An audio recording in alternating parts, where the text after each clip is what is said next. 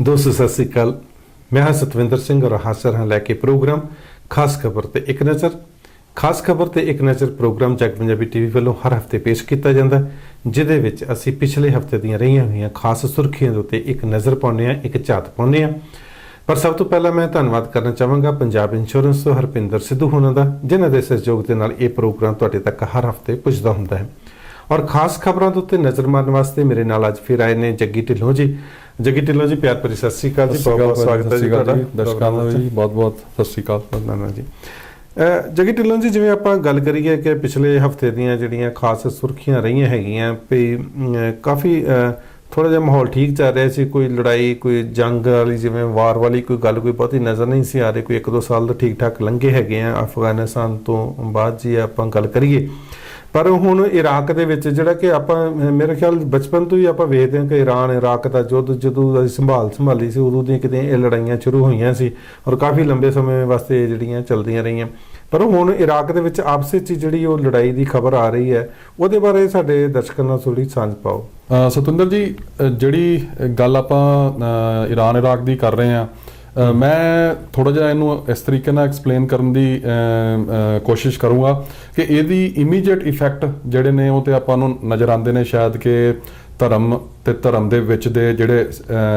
ਵਿਚਾਰਾਂ ਦਾ ਫਰਕ ਹੈ, ਡਿਫਰੈਂਟ ਹਾਂਜੀ ਡਿਫਰੈਂਟ ਸੈਕਟਸ ਹੈਗੇ ਨੇ। ਇੱਕ ਸਾਈਡ ਤੇ ਸੁੰਨੀਜ਼ ਆ, ਦੂਸਰੀ ਸਾਈਡ ਤੇ ਸ਼ੀਆ ਨੇ, ਤੇ ਉਹਨਾਂ ਦੀ ਜਿਹੜੀ ਸੋਚ ਹੈਗੀ ਹੈ ਉਹਦੇ 'ਚ ਜਿਹੜਾ ਫਰਕ ਹੈ ਸ਼ਾਇਦ ਉਹਦੀ ਲੜਾਈ ਹੈ। ਜੇ ਆਪਾਂ ਪਿੱਛੇ ਜਿੰਨੀ ਮਰਜ਼ੀ ਹਿਸਟਰੀ ਪਿੱਛੇ ਚਲੇ ਜਾਈਏ, ਅਸਲੀਅਤ ਜਿਹੜੀ ਮਿਡਲ ਈਸਟ ਦੀ ਹੈਗੀ ਹੈ ਉਹ ਪ੍ਰੋਬਲਮ ਹੈਗੀ ਹੈ ਕੰਟਰੋਲਿੰਗ ਦਾ ਆਇਲ, ਜਿਹੜਾ ਉਹ ਆਇਲ ਰਿਚ ਬੈਲਟ ਹੈ। यूरोपीयन पावर्स ने हमेशा ऑयल ਨੂੰ कंट्रोल ਕਰਨ ਵਾਸਤੇ ਕਿਸੇ ਨਾ ਕਿਸੇ ਸ਼ੇਪ ਦੇ ਵਿੱਚ ਜਾਂ ਕਿਸੇ ਨਾ ਕਿਸੇ ਤਰੀਕੇ ਨਾਲ ਉੱਥੇ ਜਾਂ ਤਾਂ ਪ੍ਰੋਬਲਮ ਕ੍ਰੀਏਟ ਕੀਤੀ ਆ, ਤੇ ਉਹ ਜਦੋਂ ਅਲਟੀਮੇਟਲੀ ਪ੍ਰੋਬਲਮ ਕ੍ਰੀਏਟ ਕਰ ਦਿੰਦੇ ਨੇ, ਜਦੋਂ ਇੱਕ ਇਸ਼ੂ ਜਾਂ ਉਹਦੇ ਸਾਈਡ ਇਫੈਕਟਸ ਜਿਹੜੇ ਨੇ ਉਹ ਫਿਰ ਸਾਨੂੰ ਡਿਫਰੈਂਟ ਸ਼ੇਪਸ ਔਰ ਡਿਫਰੈਂਟ ਟਾਈਮ ਤੇ ਉਹ ਨਜ਼ਰ ਆਉਂਦੇ ਹਨ। ਜੇ ਆਪਾਂ ਪ੍ਰੈਜ਼ੈਂਟ ਸਿਚੁਏਸ਼ਨ 'ਚ ਗੱਲ ਕਰੀਏ ਕਿ ਹਾਂਜੀ ਬਹੁਤ ਡੇਂਜਰਸ ਸਿਚੁਏਸ਼ਨ ਚੱਲ ਰਹੀ ਹੈ ਇਸ ਵੇਲੇ ਕਿ ਸਦਾਮ ਹੁਸੈਨ ਦੇ ਜਾਣ ਤੋਂ ਬਾਅਦ ਇਹ ਵਰਲਡ ਲੈ ਕੇ ਚੱਲ ਰਿਹਾ ਸੀਗਾ ਵੀ ਸ਼ਾਇਦ ਉਸ ਏਰੀਏ ਦੇ ਵਿੱਚ ਹੁਣ ਥੋੜੀ ਸ਼ਾਂਤੀ ਰਹੂਗੀ, ਪ੍ਰੋਗਰੈਸ ਹੋਊਗੀ, ਔਰ ਉਹ ਵੀ ਵਰਲਡ ਦੇ ਨਾਲ ਜਿਹੜੇ ਬਾਕੀ ਮੁਲਕ ਨੇ ਉਹਨਾਂ ਦੇ ਨਾਲ ਮੇਨ ਸਟ੍ਰੀਮ ਦੇ ਵਿੱਚ ਉਹ ਸੁਸਾਇਟੀ ਆਏਗੀ। ਉਹ ਵੀ ਜਿਸ ਤਰ੍ਹਾਂ ਬਾਕੀ ਆਪਣੀ ਲਾਈਫ ਕੰਫਰਟੇਬਲੀ ਔਰ ਇੱਕ ਸਿਵਲਾਈਜ਼ਡ ਸੁਸਾਇਟੀ ਵਾਂਗੂ ਚੱਲ ਰਹੇ ਨੇ, ਉਹ ਵੀ ਇਹ ਵੀ ਸ਼ਾਇਦ ਨਾਲ ਮਿਲ ਕੇ ਚੱਲਣਗੇ। ਪਰ ਅਗੇਨ ਜਿਹੜੀਆਂ ਸੱਚਾਈਆਂ ਨੇ ਉਹ ਇਹ ਨੇ ਕਿ ਉੱਥੇ ਜਿਹੜਾ ਆਇਲ ਦਾ ਜੋ ਫੈਕਟਰ ਹੈਗਾ ਉਹ ਅੱਜ ਵੀ ਐਜ਼ ਇਟ ਇਜ਼ ਸਟੈਂਡ ਕਰਦਾ। ਆਇਲ ਨੂੰ ਹਰ ਇੰਡੀਵਿਜੂਅਲ ਕੰਟਰੋਲ ਕਰਨ ਦੀ ਕੋਸ਼ਿਸ਼ ਕਰਦਾ, ਪਾਵਰ ਜਾਣ ਦੀ ਕੋਸ਼ਿਸ਼ ਕਰਦਾ, ਤੇ ਇਸ ਵੇਲੇ ਜੋ ਸਿਚੁਏਸ਼ਨ ਹੈ ਉਹ ਅਗੇਨ ਸੁੰਨੀ ਵਰਸਸ ਸ਼ੀਆ ਕ੍ਰੀਏਟ ਹੋ ਗਈ ਹੈ। ਜਿਹੜੀ ਗਵਰਨਮੈਂਟ ਇਨ ਪਾਵਰ ਜਿਵੇਂ ਆਪਾਂ ਗੱਲ ਕਰੀਏ ਕਿ ਜਿਵੇਂ ਵੇਖਣ ਨੂੰ ਇਹ ਲੱਗਦਾ ਹੈ ਕਿ ਜਿਵੇਂ ਸੁੰਨੀਆਂ ਦੀ ਔਰ ਸ਼ੀਆ ਦੀ ਆਪਸ ਵਿੱਚ ਕੋਈ ਲੜਾਈ ਹੈਗੀ ਹੈ, ਵੀ ਜਿਵੇਂ ਸ਼ੀਆ ਉੱਥੇ ਜ਼ਿਆਦਾ ਹੈਗੇ ਨੇ, ਸੁੰਨੀ ਘੱਟ ਹੈਗੇ ਨੇ, ਤੇ ਉਹ ਹਮੇਸ਼ਾ ਜਿਹੜੀ ਹੈਗੀ ਹੈ ਕਹ ਲਓ ਕਿ ਜਿਹੜੀ ਘੱਟ ਗਿਣਤੀ ਉਹਨੂੰ ਇਹ ਲੱਗਦਾ ਕਿ ਜਿਹੜੀ ਬਹੁ ਗਿਣਤੀ ਹੈਗੀ ਵੀ ਮੇਰੇ ਨਾਲ ਜਿਹੜੀ ਇਹ ਧੱਕਾ ਕਰ ਰਹੀ ਹੈ। ਤੇ ਸੁੰਨੀਆਂ ਦਾ ਵੀ ਵੇਖਣ ਨੂੰ ਮੈਨੂੰ ਐਂ ਲੱਗਦਾ ਹੈਗਾ, ਪਰ ਤੁਹਾਡੇ ਕਹਿਣ ਦਾ ਮਤਲਬ ਇਕਨੋਮਿਕਲੀ ਜੇ ਆਪਾਂ ਵੇਖਿਆ ਜਾਵੇ ਤੇ ਬਿਜ਼ਨਸ ਪੁਆਇੰਟ ਆਫ ਵਿਊ ਤੋਂ ਦੇਖਿਆ ਜਾਵੇ ਤੇ ਸ਼ਾਇਦ ਕੋਈ ਦੂਸਰੀ ਤਾਕਤਾਂ ਉਹਨਾਂ ਨੂੰ ਆਪਸ ਵਿੱਚ ਲੜਾ ਰਹੀਆਂ। ਹਾਂਜੀ, ਮੈਂ ਤੇ ਸਿੰਪਲ ਟਰਮ 'ਚ ਇਹ ਕਹੂੰਗਾ ਜੀ ਕਿ ਤੁਸੀਂ ਅਗਰ ਪੰਜਾਬ ਦੇ ਕਿਸੇ ਪਿੰਡ ਦੇ ਵਿੱਚ ਵੀ ਲੜਾਈ ਲੈ ਲਓ, ਦਾ ਮੁੱਢ ਲੈ ਲਓ, ਤੇ ਅਸੀਂ ਆਪਣੇ ਸਾਰੇ ਜਿਹੜੇ ਸੀਨੀਅਰ ਸੀਗੇ ਜਾਂ ਬਜ਼ੁਰਗ ਸੀਗੇ ਉਹਨਾਂ ਨੂੰ ਇਹ ਕਹਿੰਦੇ ਸੁਣਿਆ ਕਿ ਬੰਦਾ ਨਹੀਂ ਲੜਦਾ, ਉਹਦੀ ਭੁੱਖ ਲੜਦੀ ਹੈ। ਜਿਹੜਾ ਭੁੱਖਾ ਆ ਉਹੀ ਲੜਦਾ। ਔਰ ਕਿਤੇ ਨਾ ਕਿਤੇ ਜ਼ਰੂਰ ਦੇਖਣ 'ਚ ਆਇਆ ਵੀ ਜਿਹੜੀ ਵੀ ਕਮਿਊਨਿਟੀ ਜਾਂ ਜਿਹੜਾ ਵੀ ਧਰਮ ਜਿੱਥੇ ਡੋਮੀਨੈਂਸ 'ਚ ਹੈ ਉਹ ਦੂਜਿਆਂ ਨੂੰ ਦਬਾ ਕੇ ਜਾਂ ਜਿਹਨੂੰ ਕਹਿੰਦੇ ਨੇ ਘੂਰ ਕੇ ਰੱਖਣ ਦੀ ਕੋਸ਼ਿਸ਼ ਉਹ ਕਰਦਾ ਆ, ਔਰ ਕਿਤੇ ਨਾ ਕਿਤੇ ਜਾਤੀਆਂ ਹੁੰਦੀਆਂ ਨੇ ਉਹ ਆਪਣੇ ਥਾਂ ਤੇ ਰੋਲ ਪਲੇ ਕਰਦੀ ਹੈ। ਉਹ ਫਰਸਟ੍ਰੇਸ਼ਨ ਜਿਹੜਾ ਰਿਸੀਵਿੰਗ ਐਂਡ ਤੇ ਹੁੰਦਾ ਉਹਨੂੰ ਉਹ ਕਿਤੇ ਨਾ ਕਿਤੇ ਉਹ ਫਰਸਟ੍ਰੇਸ਼ਨ ਬਿਲਟ ਅਪ ਹੁੰਦੀ ਰਹਿੰਦੀ ਹੈ। ਤੁਸੀਂ ਅੱਜ ਤੋਂ ਕੁਝ ਸਾਲ ਪਿੱਛੇ ਚਲੇ ਜਾਓ ਤੇ 25-30 ਸਾਲ LTT ਵਿਲੂਪੱਲੇ ਪ੍ਰਭਾਕਰਨ ਦੇ ਲੀਡਰਸ਼ਿਪ ਦੇ ਅੰਡਰ ਸ਼੍ਰੀਲੰਕਾ ਦੇ ਵਿੱਚ ਤਮਿਲਸ ਤੇ ਸਿਨਾਲੀਜ਼ ਦੀ ਲੜਾਈ ਚੱਲੀ ਹੈ। ਤੇ ਜਦੋਂ ਵਰਲਡ ਨੇ ਇਹ ਡਿਸਾਈਡ ਕੀਤਾ ਜਾਂ ਵਰਲਡ ਦੀਆਂ ਜਿਹੜੀਆਂ ਮੇਨ ਕਹਿ ਲਓ ਵੀ ਪਾਵਰ ਸੀਗੀਆਂ ਉੱਪਰ, ਉਹਨਾਂ ਨੇ ਇਹ ਡਿਸਾਈਡ ਕੀਤਾ ਵੀ ਅਸੀਂ ਸ਼੍ਰੀਲੰਕਾ ਨੂੰ ਦੀ ਗਵਰਨਮੈਂਟ ਇਨ ਪਾਵਰ ਨੂੰ ਸਪੋਰਟ ਕਰਨਾ ਆ ਤੇ ਇਹਨਾਂ ਨੂੰ ਐਲੀਮੀਨੇਟ ਕਰਨਾ ਆ। ਤੇ ਉਦੋਂ ਉਹ ਜਿੱਦਣ ਇਹਨਾਂ ਨੇ ਇਹ ਫੈਸਲਾ ਕੀਤਾ, ਉਹਨਾਂ ਨੇ ਤਕਰੀਬਨ ਅੰਦੋਲਨ ਖਤਮ ਹੀ ਹੋ ਗਿਆ। ਬਿਲਕੁਲ ਜੀ, ਉਹਨਾਂ ਨੇ ਜਿਹੜੀ ਟੈਕਨੀਕਲ ਨੋ ਹਾਓ ਜਾਂ ਟੈਕਨੋਲੋਜੀਕਲ ਐਡਵਾਂਸਮੈਂਟ ਜਿਹੜੇ ਵਾਰਫੇਅਰ ਦੇ ਨਾਲ ਰਿਲੇਟਡ ਕਹਿ ਲਓ ਵੀ ਇਸ਼ੂਜ਼ ਤੇ ਮਾਰ ਖਾਂਦੇ ਸੀਗੇ ਸ਼੍ਰੀਲੰਕਨ ਗਵਰਨਮੈਂਟ ਜਾਂ ਸ਼ਿਨਾਲੀ ਡੋਮੀਨੇਟਡ ਗਵਰਨਮੈਂਟ, ਉਹਨਾਂ ਨੂੰ ਜਦੋਂ ਇਨਫੋਰਮੇਸ਼ਨ ਪ੍ਰੋਵਾਈਡ ਕਰ ਦਿੱਤੀ ਤਾਂ ਅਲਟੀਮੇਟਲੀ ਇਹੀ ਹੈਗਾ ਵੀ ਤੁਸੀਂ ਇੱਕ ਗਵਰਨਮੈਂਟ ਨੂੰ ਸਪੋਰਟ ਕਰ ਰਹੇ ਹੋ ਤੇ ਇੱਕ ਮੂਵਮੈਂਟ ਨੂੰ ਸਪਰੈਸ ਕਰਤਾ ਜਾਂ ਐਲੀਮੀਨੇਟ ਕਰ ਦਿੱਤਾ। ਤੇ ਇਹ ਉੱਥੇ ਲੜਾਈ ਜਿਹੜੀ ਹੈਗੀ ਆ ਉਹ ਬਿਟਵੀਨ ਤਮਿਲਸ ਐਂਡ ਸ਼ਿਨਾਲੀ ਸੀਗੀ, ਤੇ ਇੱਥੇ ਅੱਜ ਦੀ ਡੇਟ 'ਚ ਲੜਾਈ ਜਿਹੜੀ ਆ ਉਹ ਸੁੰਨੀ ਔਰ ਸ਼ੀਆ ਦੇ ਵਿੱਚ ਹੋ ਗਈ। ਪਰ ਤੁਹਾਨੂੰ ਨਹੀਂ ਲੱਗਦਾ ਕਿ ਅਸਲ ਮਕਸਦ ਜਿਹੜਾ ਹੁੰਦਾ ਹੈਗਾ ਵੀ ਸੱਤਾਧਾਰੀਆਂ ਦਾ ਜਾਂ ਜਿਹੜੇ ਹਾਕਮਾਂ ਦਾ ਜਿਹੜਾ ਵੀ ਉਸ ਸੱਤਾਧਾਰ ਦਾ ਮਤਲਬ ਹੁੰਦਾ ਵੀ ਇੱਕ ਖਿੱਤੇ ਦੇ ਉੱਤੇ ਕਬਜ਼ਾ ਕਰਨ ਦਾ ਜਿਹੜਾ ਵੀ ਮੈਂ ਰਾਜ ਕਰਾਂ, ਉਸ ਆਪਣੀ ਭੁੱਖ ਨੂੰ ਪੂਰਾ ਕਰਨ ਵਾਸਤੇ ਜਿਹੜਾ ਹੈਗਾ ਉਹ ਕੁਝ ਖਾਸ ਗਿਣੇ ਚੁਣੇ ਲੋਕ, ਗਿਣਤੀ ਵਾਲੇ ਲੋਕ ਜਿਹੜੇ ਹਨ ਵੀ ਉਹ ਧਰਮ ਨੂੰ ਜਿਹੜਾ ਹੈਗਾ ਇਸਤੇਮਾਲ ਕਰਦੇ ਨੇ। ਵੀ ਕਈ ਵਾਰੀ ਆਪਾਂ ਦੇਖਿਆ ਜਿਹੜਾ ਸਨਹਾਲੀ ਸੀ ਉਹ ਮਤਲਬ ਬਹੁਤ ਗਿਣਤੀ 'ਚ ਸੀ ਤੇ ਉਹਨਾਂ ਨੂੰ ਯੂਜ਼ ਕੀਤਾ ਗਿਆ, ਜਾਂ ਤੇ ਸ਼ੀਆ ਜਾਂ ਸੁਨੀਆਂ ਦੀ ਆਪਾਂ ਜੇ ਗੱਲ ਕਰਦੇ ਹਾਂ, ਕਈ ਵਾਰੀ ਕੋਈ ਹਿੰਦੂ ਕਮਿਊਨਿਟੀ ਦਾ ਨਾਂ ਯੂਜ਼ ਕਰਕੇ ਜਿਹੜਾ ਹੈਗਾ ਵੀ ਉਹਨੂੰ ਯੂਜ਼ ਕਰਕੇ ਵੀ ਪਾਵਰ ਚ ਆਉਣ ਦੀ ਕੋਈ ਕੋਸ਼ਿਸ਼ ਕਰਦਾ ਹੈਗਾ, ਜਾਂ ਕੋਈ ਮੁਸਲਮਾਨਾਂ ਨੂੰ ਜਿਹੜਾ ਆਪਣੇ ਹੱਕ 'ਚ ਭੁਗਤਾਉਣ ਦੀ ਕੋਸ਼ਿਸ਼ ਕਰਦਾ ਹੈਗਾ। ਪਰ ਲੈ ਦੇ ਕੇ ਆਪਾਂ ਇਹ ਦੇਖਦੇ ਕਿ ਉਹਨਾਂ ਦੀ ਹਾਲਤ ਤੇ ਕੋਈ ਸੁਧਰਦੀ ਨਹੀਂ ਹੈਗੀ। ਪਰ ਇਹ ਹੈ ਹੁਣ ਜੇ ਮੰਨ ਲਓ ਵੀ ਸ਼ੀਆ ਹੀ ਉੱਥੇ ਰਾਜ ਕਰ ਲੈਣ, ਸ਼ੀਆ ਕਿਹੜੇ ਸਾਰੇ ਖੁਸ਼ਹਾਲ ਹੋ ਜਾਂਦੇ ਹੈਗੇ, ਜਾਂ ਸੁੰਨੀ ਜੇ ਰਾਜ ਕਰ ਲੈਣ ਸੁੰਨੀ ਕਿਹੜੇ, ਪਰ ਉਹਨਾਂ ਨੂੰ ਯੂਜ਼ ਧਰਮ ਨੂੰ ਯੂਜ਼ ਕੀਤਾ ਜਾਂਦਾ। ਤੁਹਾਨੂੰ ਲੱਗਦਾ ਨਹੀਂ ਕਿ ਧਰਮ ਨੂੰ ਇਸਤੇਮਾਲ ਕੀਤਾ ਜਾਂਦਾ ਹੈਗਾ ਕਿ ਰਾਜ ਕਰਨ ਵਾਸਤੇ ਜਾਂ ਸੱਤਾ ਦੇ ਉੱਤੇ ਕਾਬਜ਼ ਹੋਣ ਵਾਸਤੇ? ਹਾਂਜੀ, ਨਹੀਂ, ਮੈਂ ਉਹੀ ਗੱਲ ਕਹਿਣ ਦੀ ਕੋਸ਼ਿਸ਼ ਕਰ ਰਿਹਾ ਵੀ ਜਦੋਂ ਤੁਹਾਡਾ ਮੇਨ ਏਮ ਕੁਝ ਹੋ ਰਿਹਾ, ਮੇਨ ਏਮ ਤੁਹਾਡਾ ਪਾਵਰ ਚ ਆਉਣਾ ਹੈ, ਤੇ ਤੁਸੀਂ ਇਹ ਦੇਖਦੇ ਹੋ ਕਿ ਅਸੀਂ ਉੱਥੇ ਦੀ ਜਿਹੜੀ ਜਨਤਾ ਹੈਗੀ ਆ ਉਹਨਾਂ ਨੂੰ ਡਿਵਾਈਡ ਕਰਕੇ ਤੇ ਜਿਹੜੀ ਸਾਡੇ ਕੋਲ ਸਟਰੈਂਥ ਆ ਅਸੀਂ ਉਹਨਾਂ ਨੂੰ ਇਹ ਸ਼ੋਅ ਕਰ ਦੇਣਾ ਆ ਬਈ ਜੇ ਅਸੀਂ ਸ਼ੀਆਜ਼ ਨੂੰ ਦੱਬ ਕੇ ਨਾ ਰੱਖਿਆ ਇਹਨਾਂ ਨੇ ਸਾਨੂੰ ਖਤਮ ਕਰ ਦੇਣਾ। ਜਿੱਥੇ ਸ਼ੀਆਜ਼ ਡੋਮੀਨੈਂਸ ਹੈਗੇ ਨੇ ਸਟਰੈਂਥ ਦੇ ਵਿੱਚ, ਇਹ ਆਪਣੇ ਕਮਿਊਨਿਟੀ ਦੇ ਵਿੱਚ ਜਾਂ ਆਪਣੇ ਟੌਪ ਸਰਕਲ 'ਚ ਕਹਿ ਕੇ ਰੱਖਦੇ ਨੇ ਵੀ ਅਗਰ ਅਸੀਂ ਸੁਨੀਆਂ ਨੂੰ ਦੱਬ ਕੇ ਨਾ ਰੱਖਿਆ ਤੇ ਇਹਨਾਂ ਨੇ ਸਾਨੂੰ ਤੰਗ ਕਰਨਾ, ਸਾਨੂੰ ਇਹ ਖਤਮ ਕਰ ਦੇਣਗੇ। ਤੇ ਅਸਲੀਅਤ ਇਹ ਹੈਗੀ ਆ ਵੀ ਸੱਚਾਈ ਤਾਂ ਅਲਟੀਮੇਟਲੀ ਪਾਵਰ 'ਚ ਆਉਣਦੀ ਆ, ਤੇ ਉਹ ਅਗਰ ਉਸ ਰੀਜਨ ਦੀ ਗੱਲ ਕਰ ਲਈਏ ਤੇ ਇਟ ਇਜ਼ ਬੇਸਿਕਲੀ ਆਇਲ। ਜੇ ਅਸੀਂ ਸਦਾਮ ਹੁਸੈਨ ਦੇ ਟਾਈਮ ਦੇ ਗੱਲ ਨੂੰ ਕਰ ਲਈਏ ਜਾਂ ਉਹਦਾ ਇਰਾਕ ਤੇ ਇੰਨੀ ਦੇਰ ਤੱਕ ਇਸਟੈਬਲਿਸ਼ ਰਹਿਣਾ, ਉਹ ਖੁਰਦਿਸ਼ ਏਰੀਆ ਦੇ ਵਿੱਚ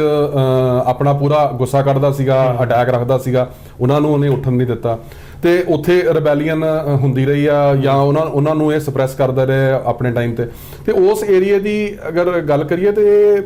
ਜਿੱਦਾਂ ਤੁਸੀਂ ਬਿਲਕੁਲ ਸ਼ੁਰੂ 'ਚ ਸਹੀ ਕਿਹਾ ਕਿ ਸ਼ੁਰੂ ਤੋਂ ਆਪਾਂ ਅਗਰ ਦੇਖੀਏ ਤੇ ਉਸ ਏਰੀਆ ਦੇ ਵਿੱਚ ਇਹ ਕਨਫਿਊਜ਼ਨ ਜਿਹੜੀ ਆ ਹਮੇਸ਼ਾ ਹੀ ਰਹੀ ਹੈ। ਪਰ ਇੱਕ ਮੈਨੂੰ ਇੱਥੇ ਗੱਲ ਯਾਦ ਆ ਗਈ ਕਿ ਗੁਰਸ਼ਰਨ ਭਾਜੀ ਜਿਹੜੇ ਸੀ ਉਹਨਾਂ ਨੂੰ ਕਹਿੰਦੇ ਸੀ ਨਾਟਕਕਾਰ ਸੀ, ਉਹਨਾਂ ਨੇ ਇੱਕ ਨਾਟਕ ਸੀ ਬਣਾਇਆ, ਉਹਨਾਂ ਨੇ ਕਿ ਕਹਿੰਦੇ ਵੀ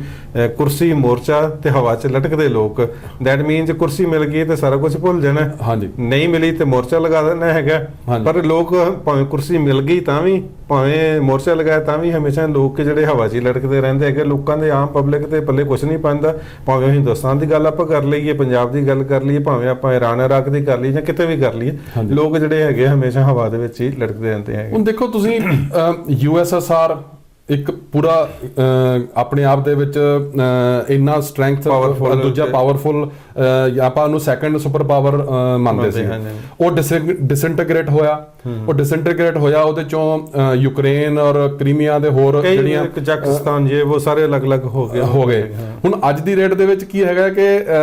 ਕਿਉਂਕਿ ਯੂਕਰੇਨ ਦੇ ਵਿੱਚ ਇਕਨੋਮਿਕ ਇਸ਼ੂਜ਼ ਹੈਗੇ ਨੇ ਤੇ ਕ੍ਰੀਮੀਆ ਪੁਟਿਨ ਸਾਹਿਬ ਨੇ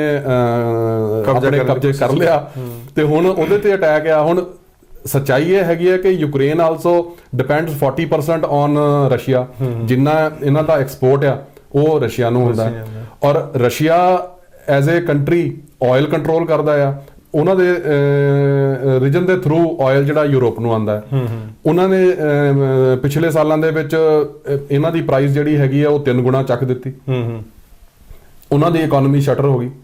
ਔਰ ਉਹਨਾਂ ਨੇ ਜਦੋਂ ਬਾਕੀਆਂ ਨੇ ਸਾਰਿਆਂ ਨੇ ਮਿਲ ਕੇ ਜਦੋਂ ਗੱਲਬਾਤ ਕੀਤੀ, ਜਿਹੜੀ ਗਵਰਨਮੈਂਟ ਇਨ ਪਾਵਰ ਸੀਗੀ, ਉਹਨਾਂ ਨੇ ਇਹ ਐਕਸੈਪਟ ਕੀਤਾ ਵੀ ਅੱਛਾ ਠੀਕ ਹੈ ਜੀ, ਇਹਨੂੰ ਨਾ ਅਸੀਂ 2 ਗੁਣਾ ਐਕਸੈਪਟ ਕਰ ਲੈਂਦੇ ਹਾਂ। ਹੁਣ ਜਦੋਂ ਇੱਕ ਨੇਸ਼ਨ ਉਹਦਾ ਏਮ ਇਹ ਹੈਗਾ ਕਿ ਮੈਂ ਹੌਲੀ ਹੌਲੀ ਕਰਕੇ ਇਹਨਾਂ ਦੇ ਮੁਲਕ 'ਚ ਪ੍ਰੋਬਲਮ ਕ੍ਰੀਏਟ ਕਰਨੀ ਹੈ ਤੇ ਮੈਂ ਇਹਨਾਂ ਨੂੰ ਟਿਕਟ ਨਹੀਂ ਦੇਣਾ। ਤੇ ਉੱਥੇ ਜਿਹੜੀਆਂ ਤਾਕਤਾਂ ਨੇ, ਚਾਹੇ ਹੁਣ ਰਸ਼ੀਆ ਆ, ਉਹਦੇ ਕੋਲ ਵੀ ਆਇਲ ਦਾ ਕੰਟਰੋਲ ਆ, ਉਹ ਆਪਣਾ ਸਟਰੈਂਥ ਯੂਜ਼ ਕਰਦਾ ਹੈ ਤੇ ਉਸ ਸਟਰੈਂਥ ਦੇ ਸਿਰ ਤੇ ਅੱਜ ਉਹਨੇ ਦੇਖੋ ਵਰਲਡ ਨੇ ਇੰਨਾ ਰੌਲਾ ਪਾਇਆ, ਉਹਨੇ ਫਿਰ ਵੀ ਕ੍ਰੀਮੀਆ ਜਿਹੜਾ ਉਹ ਉਹਦੇ ਤੇ ਕਬਜ਼ਾ ਕੀਤਾ ਉਹਨੇ, ਉਹ ਕੋਈ ਵੀ ਜਿਹੜਾ ਹੈਗਾ ਕੁਝ ਵੀ ਕਰ ਨਹੀਂ ਸਕਿਆ। ਪਰ ਜਿਹੜਾ ਇਹ ਈਰਾਨ ਇਰਾਕ ਦਾ, ਜਿਵੇਂ ਉੱਥੇ 40 ਪੰਜਾਬੀ ਸੀ ਜਿਹੜੇ ਹੈਗੇ, ਉਹਨਾਂ ਨੂੰ ਕਿਡਨੈਪ ਕਰ ਲਿਆ ਗਿਆ ਹੈਗਾ, ਇਹ ਤੇ ਹੈਗਾ ਕੁਝ ਉੱਥੇ ਆਪਣੇ ਸ਼ੁਰੂ ਤੋਂ ਲੋਕ ਜਿਹੜੇ ਹੈਗੇ ਨੇ ਰੋਜ਼ਗਾਰ ਵਾਸਤੇ ਜਾਂਦੇ ਹੈਗੇ ਨੇ, ਉਹਨਾਂ ਦੀ ਵੀ ਸਮੱਸਿਆ ਦੀ ਹੈਗੀ ਆ, ਉਹਨਾਂ ਨੂੰ ਵੀ ਕਿਸੇ ਨਾ ਕਿਸੇ ਤਰੀਕੇ ਨਾਲ ਜਿਹੜਾ ਕੱਢਣ ਦੀ ਕੋਸ਼ਿਸ਼ ਕੀਤੀ ਜਾ ਰਹੀ ਹੈ। ਪਰ ਜੇ ਆਪਾਂ ਇਕਨੋਮਿਕ ਫਰੰਟ ਤੇ ਦੇਖੀਏ ਕਿ ਇਹ ਈਰਾਨ ਇਰਾਕ ਦੇ ਵਿੱਚ ਜਿਹੜੀ ਡਿਸਟਰਬੈਂਸ ਪੈਦਾ ਹੋਈ, ਉਹਦੇ ਤੇ ਇੰਡੀਆ ਦੀ ਇਕਨੋਮੀ ਤੇ ਵੀ ਕੋਈ ਫਰਕ ਪਏਗਾ ਸਿੱਧਾ? ਜੀ ਮੇਰੇ ਹਿਸਾਬ ਨਾਲ ਤੇ ਜੀ ਪੂਰੇ ਏਸ਼ੀਆ ਤੇ ਪਏਗਾ, ਪਰ ਕਿਉਂਕਿ ਆਪਾਂ ਇੰਡੀਆ ਦੇ ਜ਼ਿਆਦਾ ਕੰਸਰਨ ਹੈਗੇ ਆ ਤੇ ਇੰਡੀਆ ਇਟਸੈਲਫ ਮੈਂ ਕਹਾਂਗਾ ਕਿ ਵੈਰੀ ਬੈਡਲੀ ਅੱਜ ਦੀ ਰੇਟ ਦੇ ਵਿੱਚ ਇਕਨੋਮਿਕਲੀ ਪੋਜੀਸ਼ਨਡ ਆ ਕਿ 57% ਜਿਹੜਾ ਇੰਡੀਆ ਦਾ ਕਰੂਡ ਆਇਲ ਇੰਪੋਰਟ ਆ ਉਹ ਇਸ ਰੀਜਨ ਚੋਂ ਆ। ਮੈਂ ਕੱਲਾ ਇਰਾਕ ਨਹੀਂ ਕਹੂੰਗਾ, ਇਸ ਰੀਜਨ ਚੋਂ ਆ, ਚਾਹੇ ਉਹ ਆਪਾਂ ਸਾਊਦੀ ਅਰੇਬੀਆ ਕਹਿ ਲਈਏ, ਚਾਹੇ ਆਪਾਂ ਕੁਵੈਤ ਕਹਿ ਲਈਏ, ਚਾਹੇ ਇਰਾਕ ਕਹਿ ਲਈਏ। ਤੇ ਇਹਨਾਂ ਕੰਟਰੀਜ਼ ਤੋਂ ਅਗਰ 57% ਤੁਹਾਨੂੰ ਆਇਲ ਮਿਲਣਾ ਆ, ਔਰ ਅਗਰ ਪ੍ਰੋਲੋਂਗਡ ਵਾਰ ਜਾਂ ਇਹੋ ਜਿਹੇ ਡਿਸਟਰਬਡ ਸਰਕਮਸਟੈਂਸਸ ਜਿਹੜੇ ਨੇ ਕ੍ਰੀਏਟ ਹੋ ਜਾਂਦੇ ਨੇ, ਔਰ ਅਗਰ ਆਇਲ ਦੀਆਂ ਪ੍ਰਾਈਸਸ ਜਿਹੜੀਆਂ ਨੇ ਉਹ ਉੱਪਰ ਹੋ ਜਾਂਦੀਆਂ ਨੇ, ਦੂਜੇ ਪਾਸੇ because of conflict going on, ਅਗਰ ਸਪਲਾਈ ਅਗਰ ਸਟੈਗਰਡ ਹੁੰਦੀ ਆ ਜਾਂ ਡਿਸਟਰਬ ਹੁੰਦੀ ਆ, ਤੇ ਜਦੋਂ ਤੁਹਾਡਾ ਮੁਲਕ ਜਿਹੜਾ ਹੈ ਉਹ ਇੰਨੀ ਬੁਰੀ ਤਰ੍ਹਾਂ ਉਹਨਾਂ ਤੇ ਡਿਪੈਂਡੈਂਟ ਹੈ, ਤੇ ਡੈਫੀਨਿਟਲੀ ਜੀ ਇਕਨੋਮੀ ਜਿਹੜੀ ਅੱਜ ਦੀ ਰੇਟ 'ਚ ਇੰਡੀਆ ਮੋਦੀ ਸਾਹਿਬ ਦੇ ਆਉਣ ਤੋਂ ਬਾਅਦ ਸ਼ਾਇਦ ਇਹ ਉਮੀਦ ਲਾ ਕੇ ਬੈਠੀ ਸੀ ਵੀ ਜਿਹੜਾ ਹੁਣ ਬਜਟ ਆਊਗਾ ਕੋਈ ਸਸਤਾ ਹੋਏਗਾ ਕੰਮ, ਉਹਦੇ 'ਚ ਕੁਝ ਨਾ ਕੁਝ ਰਿਲੀਫ ਮਿਲੇਗੀ, ਕੁਝ ਹਾਂਜੀ ਚੀਜ਼ਾਂ ਡਾਇਰੈਕਸ਼ਨਸ ਜਿਹੜੀਆਂ ਨੇ ਪੋਜ਼ਿਟਿਵ ਪਾਸੇ ਚੱਲਣਗੀਆਂ। ਪਰ ਹੁਣ ਇਹ ਵਰਲਡ ਦੀ ਐਸੀ ਇੱਕ ਡਿਵੈਲਪਮੈਂਟ ਹੈਗੀ ਆ ਜਿਹੜੀ ਫੋਰਚੂਨੇਟਲੀ ਅਨਫੋਰਚੂਨੇਟਲੀ ਇੰਡੀਆ ਦੇ ਭਾਵੇਂ ਉੱਤੇ ਕੰਟਰੀਬਿਊਸ਼ਨ ਨਹੀਂ ਆ ਉਹ ਕ੍ਰੀਏਟ ਕਰਨ ਦੇ ਵਿੱਚ, ਪਰ ਇੰਡੀਆ ਨੇ ਸੈਟਲ ਨਹੀਂ, ਪਰ ਉਸ ਦਾ ਜਿਹੜਾ ਅਸਰ ਉਸ ਨੂੰ ਬਿਲਕੁਲ ਜੇ ਤੇਲ ਦੀਆਂ ਕੀਮਤਾਂ ਵੱਧ ਜਾਂਦੀਆਂ ਉਹਦੇ ਨਾਲ ਹਰ ਚੀਜ਼ ਵੱਧ ਜਾਂਦੀ, ਟ੍ਰਾਂਸਪੋਰਟੇਸ਼ਨ ਦੇ ਉੱਤੇ ਫਰਕ ਪੈਂਦਾ। ਤੁਹਾਡਾ ਸਾਰਾ ਸਰਵਾਈਵਲ ਆ, ਇੰਡਸਟਰੀ ਉੱਤੇ ਚੱਲਣੀ ਆ, ਤੁਹਾਡੀ ਟਰਾਂਸਪੋਰਟੇਸ਼ਨ ਉੱਤੇ ਚੱਲਣੀ ਹੈ। ਜੱਗੀ ਜੀ, ਜਿਵੇਂ ਆਪਾਂ ਗੱਲ ਕੀਤੀ ਹੈਗੀ ਹੈ ਕਿ ਈਰਾਨ ਇਰਾਕ ਦੇ ਵਿੱਚ ਜਿਹੜੀ ਹੈ ਡਿਸਟਰਬੈਂਸ ਚੱਲ ਰਹੀ, ਪਰ ਅੱਜ ਕੱਲ੍ਹ ਜਿਹੜੀ ਹੈਗੀ ਕਿ ਮੈਨੂੰ ਕੋਈ ਲੱਗਦਾ ਨਹੀਂ ਕੋਈ ਕਿੱਤਾ ਜਿਹੜਾ ਕੋਈ ਸ਼ਾਂਤ ਹੈਗਾ। ਜੇ ਆਪਾਂ ਕੀਨੀਆ ਦੀ ਗੱਲ ਕਰੀਏ, ਸੋਮਾਲੀਆ ਦੀ ਕਰੀਏ, ਨਾਈਜੀਰੀਆ ਦੀ ਗੱਲ ਕਰੀਏ, ਪਾਕਿਸਤਾਨ ਦੀ ਗੱਲ ਕਰੀਏ, ਹਾਲਾਂਕਿ ਹੁਣ ਅਫਗਾਨਿਸਤਾਨ ਕਾਫੀ ਚਿਰ 'ਚ ਉੱਥੇ ਗੜਬੜ ਰਹੀ, ਉੱਥੇ ਸਗੋਂ ਥੋੜੀ ਘੱਟ ਡਿਸਟਰਬੈਂਸ ਦੀਆਂ ਖਬਰਾਂ ਆਉਂਦੀਆਂ ਵੀ ਸਾਰੇ ਮੁਲਕ ਜਿਹੜੇ ਡਿਸਟਰਬ ਜਿਹੜੇ ਨਜ਼ਰ ਆ ਰਹੇ ਨੇ। ਇਹਦਾ ਕੀ ਕਾਰਨ, ਤੁਹਾਨੂੰ ਮੋਟੇ ਤੌਰ ਤੇ ਜਾਣਕਾਰੀ ਦਿਓ ਸਾਡੇ ਦਰਸ਼ਕਾਂ ਵਾਸਤੇ ਕਿ ਇਹ ਸਾਰੀ ਦੁਨੀਆ ਦੇ ਵਿੱਚ ਕੀ ਹੋ ਰਿਹਾ, ਡਿਸਟਰਬੈਂਸ ਕਿਉਂ ਤੁਸੀਂ ਸਮਝਦੇ ਵੀ ਇਹ ਹੋ ਰਹੀ ਹੈ? ਭਾਜੀ ਜਿੱਥੇ ਤੱਕ ਸਵਾਲ ਹੈਗਾ ਆ ਕਿ ਆਪਾਂ ਅਫਗਾਨਿਸਤਾਨ ਦੀ ਵੀ ਗੱਲ ਕਰੀਏ ਤੇ ਅਫਗਾਨਿਸਤਾਨ 'ਚ ਵੀ ਸਿਚੁਏਸ਼ਨ ਬਹੁਤ ਵਧੀਆ ਨਹੀਂ ਹੈਗੀ। ਉਹ ਅੱਜ ਦੀ ਡੇਟ 'ਚ ਸ਼ਾਂਤੀ ਨਜ਼ਰ ਆਉਂਦੀ ਹੈ ਕਿ ਦੂਸਰੀਆਂ ਵੱਡੀਆਂ ਆ ਗਈਆਂ, ਹਾਂਜੀ ਦੂਜੀਆਂ ਪ੍ਰੋਬਲਮਸ ਵੱਡੀਆਂ ਸਾਹਮਣੇ ਆ ਗਈਆਂ ਨੇ ਤੇ ਅਸੀਂ ਸ਼ਾਇਦ ਉਹਨੂੰ ਥੋੜਾ ਜਿਹਾ ਲਾਈਟਲੀ ਲੈ ਰਹੇ ਹਾਂ। ਪਰ ਮੇਰੇ ਹਿਸਾਬ ਨਾਲ ਉੱਥੇ ਪ੍ਰੋਬਲਮ ਵੀ ਇਸੇ ਤਰੀਕੇ ਦੀ ਜਿਹੜਾ ਅੰਡਰ ਕਰੰਟ ਹੈਗਾ ਆ ਉਹ ਅਨਕੰਫਰਟੇਬਲ ਹੈ। ਤੁਸੀਂ ਦੇਖੋ ਮੋਦੀ ਸਾਹਿਬ ਦੇ ਟੇਕ ਓਵਰ ਟਾਈਮ ਦੇ ਉੱਤੇ ਆਪਣੀ ਅੰਬੈਸੀ ਦੇ ਉੱਤੇ ਅਟੈਕ ਹੁੰਦਾ, ਠੀਕ ਹੈ ਜੀ। ਉਸ ਤੋਂ ਬਾਅਦ ਰੂਟੀਨ ਦੇ ਵਿੱਚ ਜਿਹੜੇ ਉੱਥੇ US ਫੋਰਸਿਸ ਹੈਗੀਆਂ ਨੇ ਉਹਨਾਂ ਤੇ ਅਟੈਕ ਹੁੰਦਾ। ਤੁਸੀਂ ਥੋੜਾ ਜਿਹਾ ਕਰਾਚੀ ਵਾਲੇ ਪਾਸੇ ਨੂੰ ਨਿਗਾਹ ਮਾਰੋ ਤੇ 2 ਵਾਰੀ ਹਾਂਜੀ 에ਅਰਪੋਰਟ ਦੇ ਉੱਤੇ ਇੰਟਰਨੈਸ਼ਨਲ 에ਅਰਪੋਰਟ ਹੋਵੇ ਤੇ ਉਹਦੇ ਤੇ ਇੰਨਾ ਡੇਰਿੰਗ ਅਟੈਕ ਉਹਨਾਂ ਨੇ ਕੀਤਾ ਤੇ ਅਲਟੀਮੇਟਲੀ ਇਹ ਇਫੈਕਟਸ ਜਿਹੜੇ ਨੇ ਉਹ ਸਾਰੇ ਉਸੇ ਬੈਲਟ ਚੋਂ ਉਹੀ ਆਰਗੇਨਾਈਜੇਸ਼ਨਸ ਨੇ ਉਹਨਾਂ ਦੇ ਪਿੱਛੇ। ਉਹ ਕਿਸੇ ਦਾ ਨਾਂ X ਹੋ ਸਕਦਾ, ਕਿਸੇ ਦਾ Y ਹੋ ਸਕਦਾ, ਪਰ ਅਲਟੀਮੇਟਲੀ ਉਹੀ ਫੋਰਸਿਸ ਨੇ ਜਿਹੜੀਆਂ ਇਹਨਾਂ ਨੂੰ ਡਿਸਟਰਬੈਂਸ ਕ੍ਰੀਏਟ ਕਰਦੀਆਂ ਨੇ। ਤੇ ਜਿਹੜੀ ਗੱਲ ਜਿਹੜੀ ਹੈਗੀ ਆ, ਅਗਰ ਅੱਜ ਅਫਗਾਨਿਸਤਾਨ ਦੀ ਵੀ ਗੱਲ ਕਰੀਏ ਤੇ ਇਹ ਕਿਤੇ ਨਾ ਕਿਤੇ ਅਗੇਨ ਉਹੀ ਹੈ ਕਿ ਇਹ ਬੰਦੇ ਕ੍ਰੀਏਟ ਕੀਤੇ ਗਏ ਰਸ਼ੀਆ ਨੂੰ ਡਾਊਨ ਕਰਨ ਲਈ, ਸਪੋਰਟਡ ਬਾਈ ਅਮਰੀਕਾ। ਅੱਜ ਹੁਣ ਚੀਜ਼ਾਂ ਜਿਹੜੀਆਂ ਨੇ ਕੰਟਰੋਲ ਤੋਂ ਬਾਹਰ ਹੋ ਗਈਆਂ, ਸਾਰਿਆਂ ਨੂੰ ਭੁਗਤਣਾ ਪੈ ਰਿਹਾ। ਤੇ ਇਹ ਤਾਂ ਜਿਹੜੀਆਂ ਵਰਲਡ ਦੀਆਂ ਪਾਵਰਸ ਨੇ ਜੀ, ਉਹਨਾਂ ਨੂੰ ਇਹ ਸੋਚਣਾ ਪਊਗਾ।